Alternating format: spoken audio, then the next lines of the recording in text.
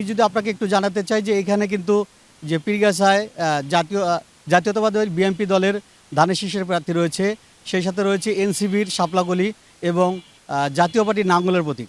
তিনজনই কিন্তু জোরে সোরেই প্রচার প্রচারণা চালাচ্ছে, কেউ কোনো দিক থেকে থেমে নেই। রাত দিন তারা ভোটারদের দ্বার প্রান্তে ছুটে চলছে ভোট সংগ্রহের জন্য।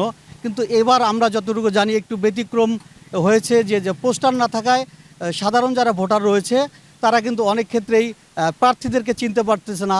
এই বিষয়ে কিন্তু অনেক প্রার্থীর একাধিক অভিযোগ রয়েছে। তো আরেকটি বিষয় আপনাকে জানিয়ে রাখি যে পীরগাছা যে আসনটি একটি অবহেলিত আসন।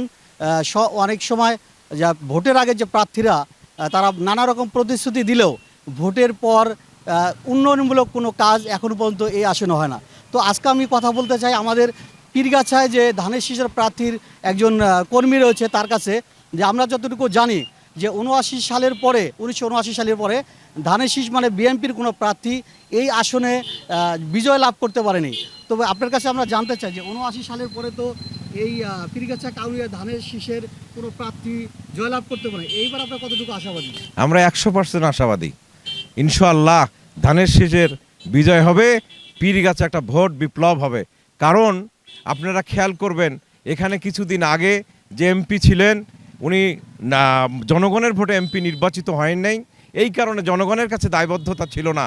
আজকে দেখেন আমাদের এমপি দীর্ঘদিন থেকে সুখে দুঃখে মানুষের পাশে আছে, এ প্রান্ত থেকে ও প্রান্তে ছুটছে, মানুষের যে কষ্ট সে নিজে অনুভব করছে এবং রাস্তাঘাটের যে বেহাল অবস্থা সে এমপি নিজ চোখে দেখেছে। এই কারণে আমরা আশাবাদী সে এই এলাকার উন্নয়ন সম্ভব হবে ইনশাআল্লাহ 100%।